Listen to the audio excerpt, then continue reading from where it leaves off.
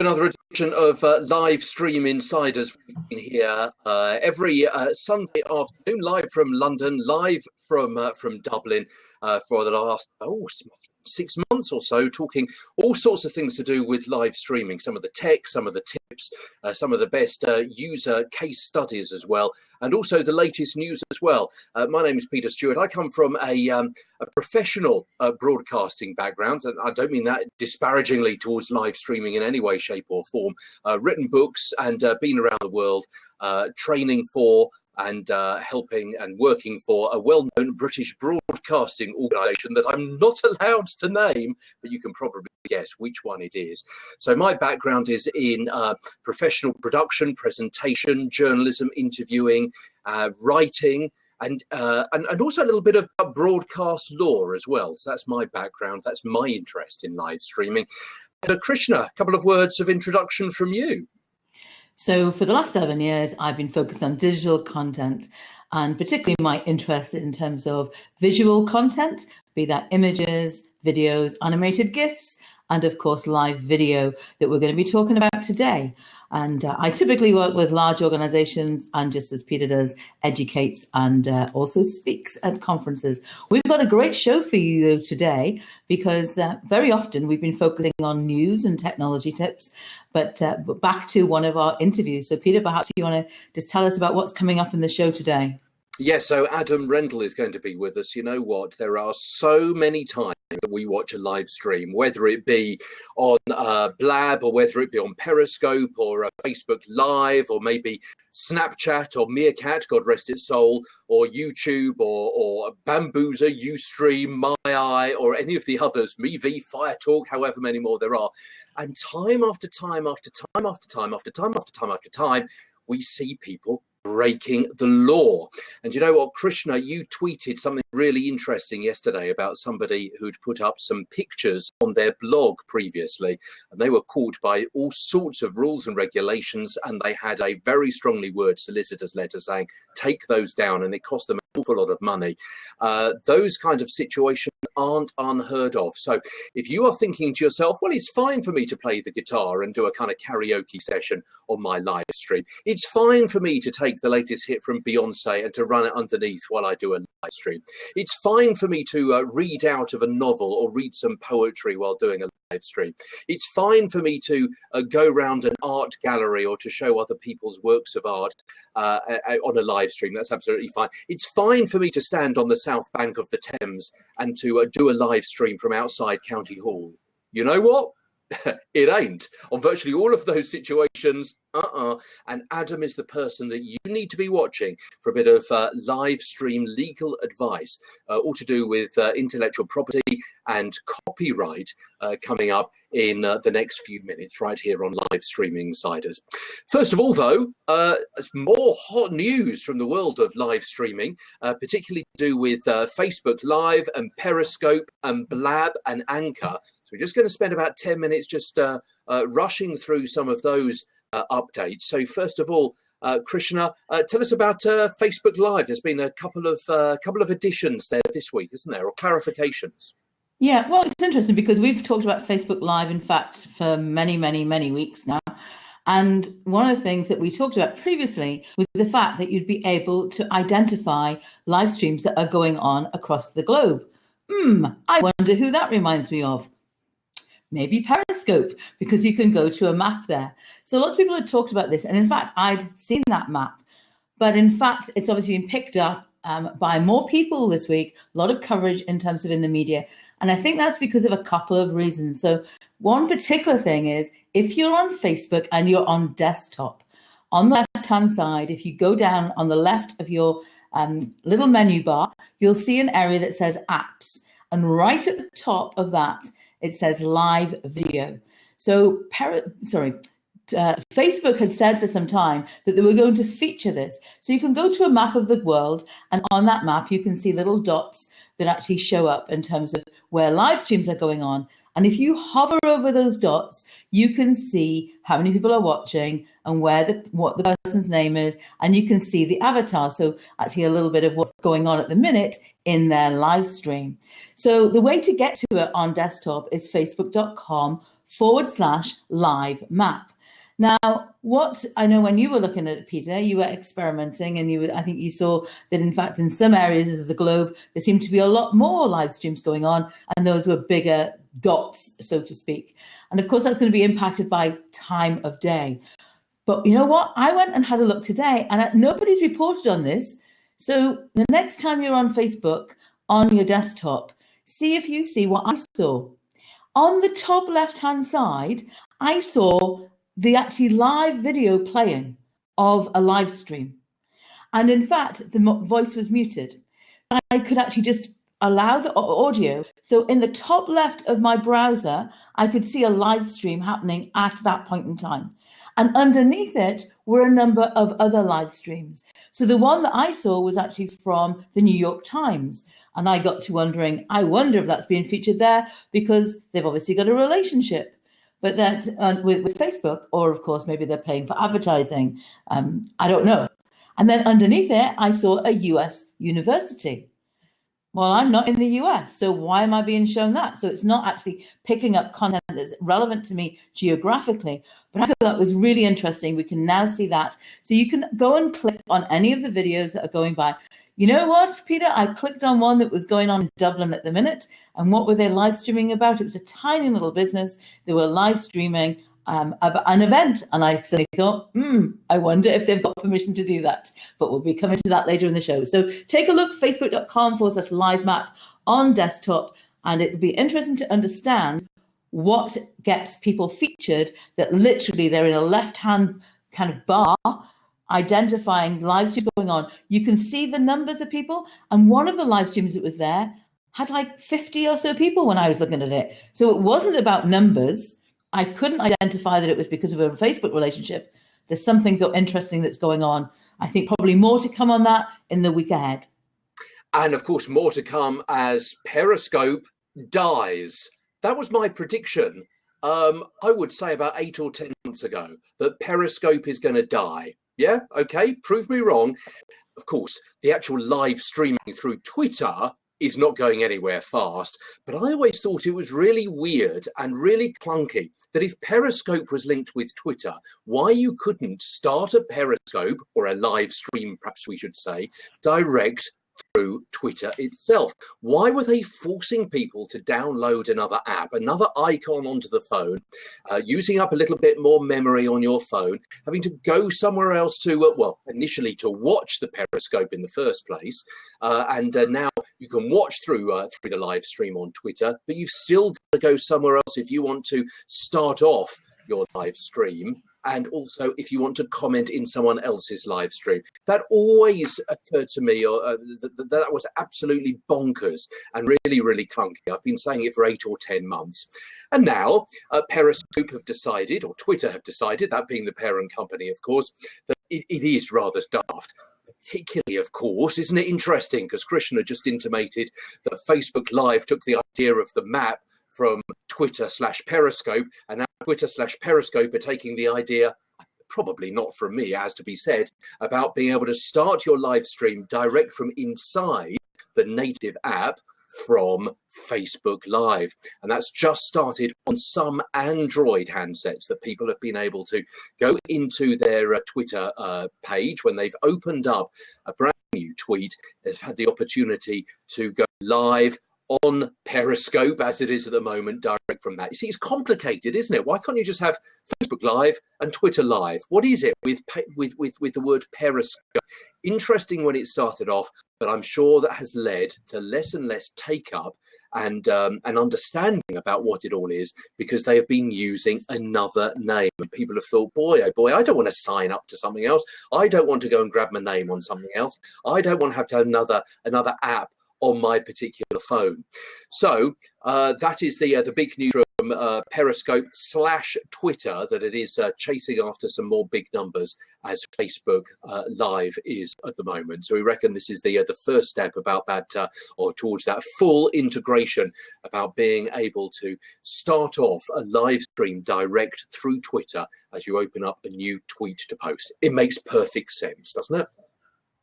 Now, obviously, we're on Blab at the moment, and boy, oh boy, the big news this week has been about Blab. Krishna, there have been lots of complaints about Blab. They've run into a few problems themselves. And in the middle of all this, they've launched another app as well, and could be changing the whole kind of landscape about where Blab operates.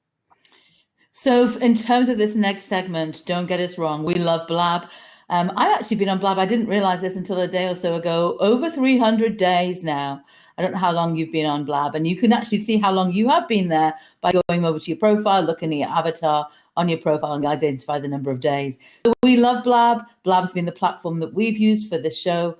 But you know what? Blab is no longer a place for broadcasters. So what do I mean by that? So what's been going on?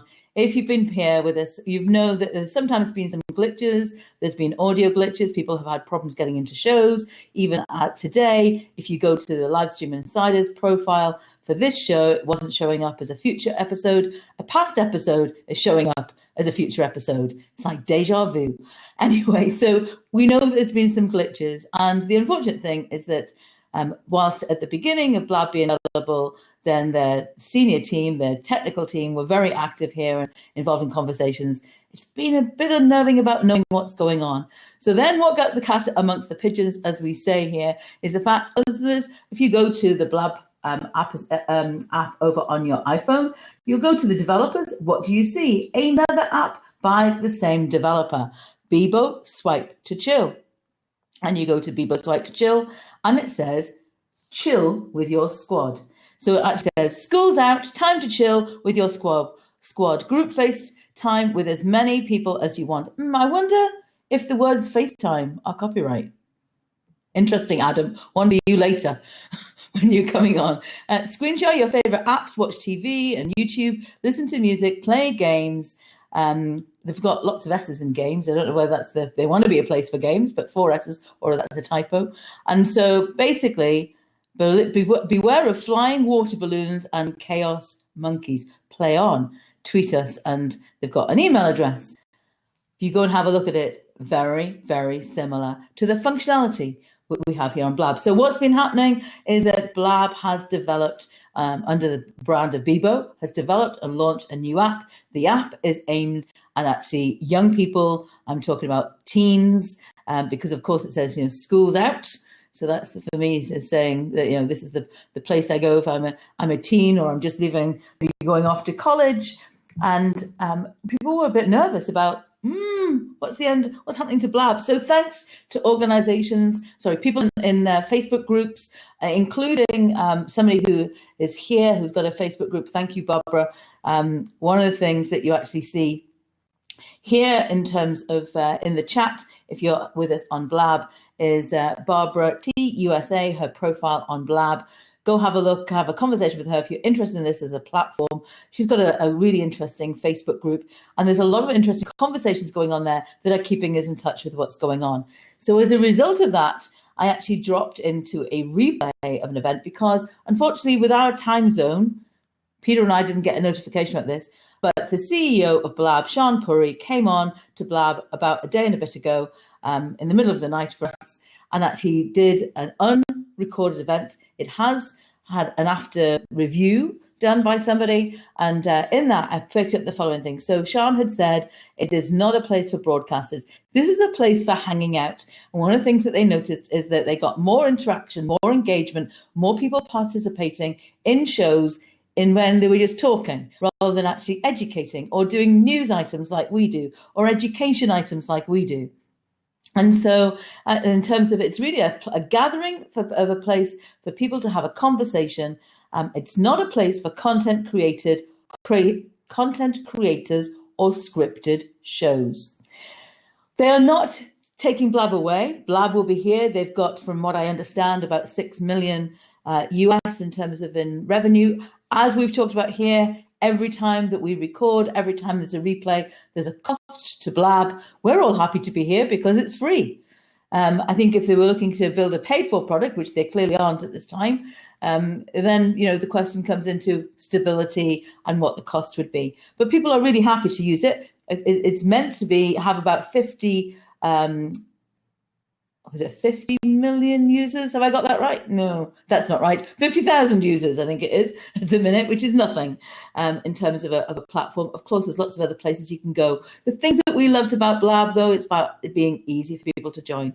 So I'd say if you're a broadcaster like we are, in terms of we have a show, but we actually then open up the show for other people to ask questions, you might want to have a plan B. That's what we're working on at the minute. We've been testing some things. I know there's a number of people who are looking at alternative platforms. The beautiful thing about Blab is the fact that actually we're here and we can have up to 2 other people in with us. We haven't yet found a platform that you can easily access, that you don't need anybody to have an account on the platform to use. Maybe there's going to be something in the future. And if you know something, we'd love to know about it. And it maybe we continue to do some things here on Blab, and then we do some other things elsewhere. That's something that we'll keep you posted about. But one thing we do want to let you know, just even now at the show, we actually are making one significant change to the show, which is from next week, we are going to be live streaming at 7 p.m. UK Irish time, and that will be 2 p.m. In terms of Eastern time. So that is for sure, certainly over the summer. We didn't actually broadcast together over the summer, so we want to actually make some best use of our summer evenings and then get together on a Sunday evening, get ourselves kind of all regrouped for the week ahead. So that's some updates in terms of Blab. If you're a broadcaster, perhaps think about an alternative platform. Certainly take a look at some of the Blab groups that are around. They're sharing really interesting, useful tips. I also should say that I got a direct message today from Brittany, who is the community manager from Blab, telling me that they'd actually had a false Twitter account that had been created and warning me not to go and actually follow it because it's a spam account and trying to cause a little bit of mayhem, as if there's not enough for them to contend with. So you may want to go and check out the new app, Bebo Swipe to Chill. I may do, it's not a priority for me at the minute, wrong demographic for me, purely on mobile, which is clearly what a lot of people are using. I have to say, for me, I used Blab on mobile mostly for several months. So I started on Blab on mobile, so it has got an iOS app. You can use it here on desktop. And so take a look at that, but also think about what you want to do with your own shows going forward. Okay, and incidentally, I told Krishna a little bit earlier on about another new app called Airtime, which seems to be quite similar. This is what I've been reading about it, created by Napster. It's a new spin on group chats using live video of you and up to 5 friends, and you can pull in YouTube videos. That sounds interestingly legally. Spotify music streams and GIFs to share with the crowd. So check out Airtime, and you'll be perhaps a little bit ahead of the curve. Incidentally, as we said about 3 or 4 months ago, there was a guy called Nathan Haig, nathanhaig.com, who crunched the numbers and worked out that for every hour of live streaming, the amount of money that it costs Blab because of all of the video capability that it's got to run through its various servers and so on, and to be able to upload and download and possible recording as well, it works out 10,000 broadcasters recording an hour-long Blab to 100 viewers would cost them £263,000 for that hour. You can quite understand that that some of these live stream companies could be in a little bit of trouble. Very, very briefly, Anchor, we'll only mention them briefly. It's it's not quite live streaming. It's certainly not video, but it is audio. And a lot of people have been using Anchor alongside to complement their live streams, either it be on Periscope or on Facebook Live. And that allows you to record 2 minutes of audio. And before, people had to listen to that audio via, again, the Anchor app.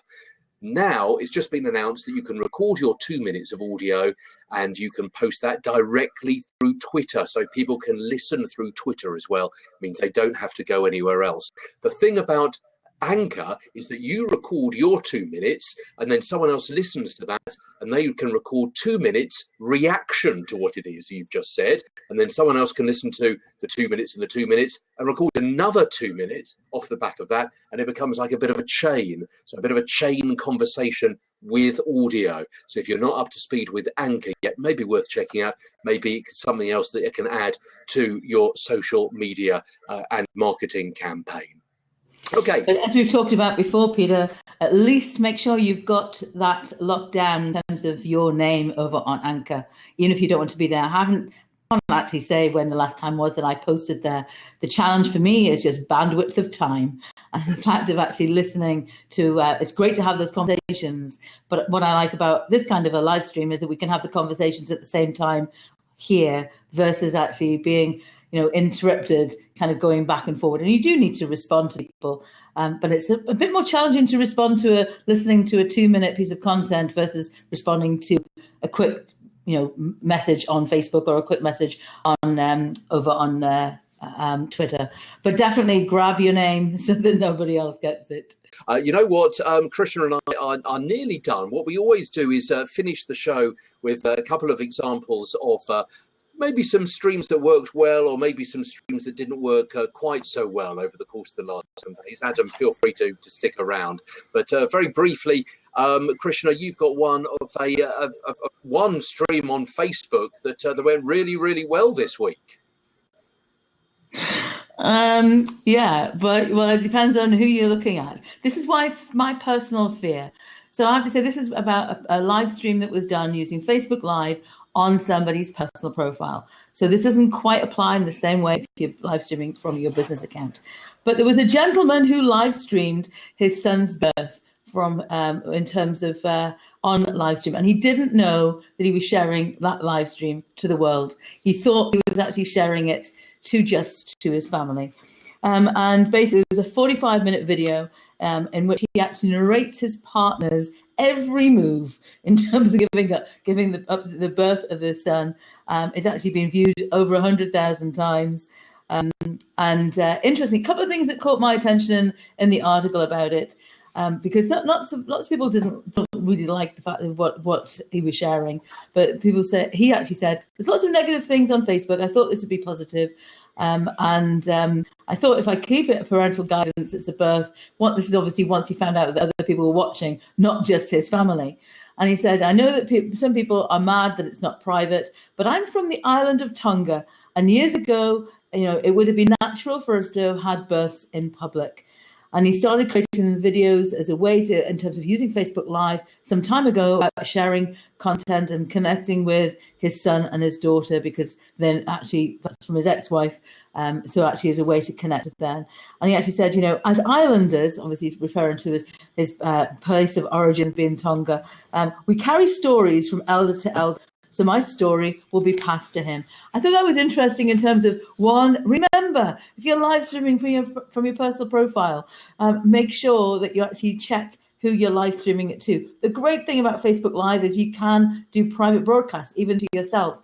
The other thing I was always then thinking about is make sure you've logged out of the app, because you never know who could be live streaming on your behalf in terms of from your phone. And also about privacy issues as well. If you're showing something really personal and really intimate, then you want to check that you've got the other person's permission to actually be doing that. And I'm sure that you've seen the fantastic Facebook Live video, which has just gone sensational and viral over the last 48 hours. Candace Payne, who returned some items to her superstore in the United States, in Texas, and on the way out she thought, that's an interesting Chewbacca face mask. Look, it's on clearance. I'll chuck one of those into my basket. And she went and sat in the car and got this Chewbacca from Star Wars, the face mask, and put it on and realized that the jaw moved, and every time she spoke, the growling, Chewbacca's growling sound came out, and she was Facebook living all of this, and she is in hysterics because while she's laughing and while she's reading the comments out loud, the growls are coming out of this mask, and of course she can see herself as well wearing this bizarre mask. It's fantastic. It's a real feel-good video, and it has gone around the world. and it's had more than 100 million views over the past 48 hours or so.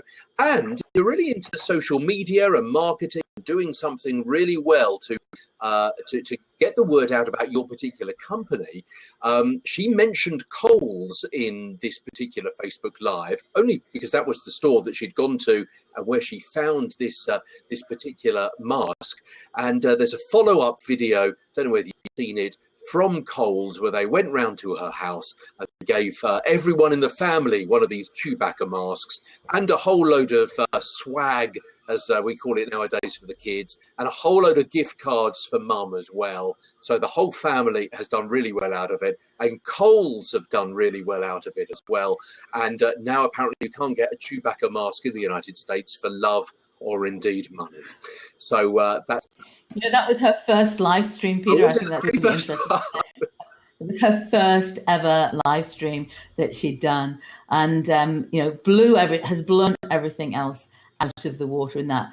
Interesting to see how many memes get created as a result of that, though. And I wonder how many GIFs, Adam, get created of that and what right she has on that. But maybe she needs to seek out somebody like yourself, and maybe she doesn't mind it happening at this point in time. I was at an event yesterday in Dublin, and there happened to be a retailer there who also actually has the product.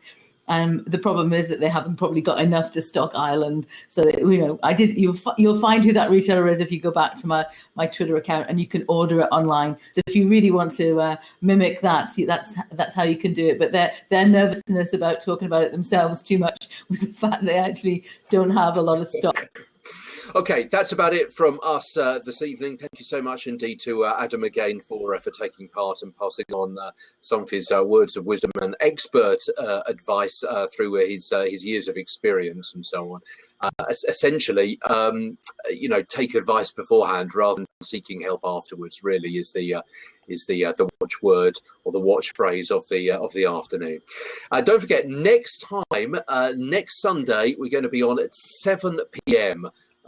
From the UK in Dublin, so that's would be in 3/4 of an hour from now, so 2 hours later from when we normally are. Slight change of plan just to fit in with our personal circumstances, so hopefully it fits in with yours as well. And of course you'll be able to watch the recorded show over the later 7 days if you want to catch up, if you can't actually join us live. So the details there that Krishna has just put in. So that's about it. Thank you so much indeed for watching. As I always say, thank you for the loan of your eyes and your ears. Krishna, any final words? No, we hope to see you next time for more live stream video news, gadget tips, and also case studies. Thanks again, Adam, for being with us. If you're just catching the show now here live, then obviously go back and listen to the replay. Really, really valuable tips that Adam has shared. We'll also be opening up the seat if anybody's got some final questions for Adam direct. Sorry if we couldn't get to everything live today. Thanks everybody though for joining us, and we look forward to seeing you next time on Livestream Insiders. Remember to contact us directly if you've got a live stream case study that you'd like us to share, or something that you're doing or events that you're doing related to live video and live streaming. We'd love to hear from you. You can contact us over on Twitter or of course on our Facebook page. Of course, contact either Peter or myself direct.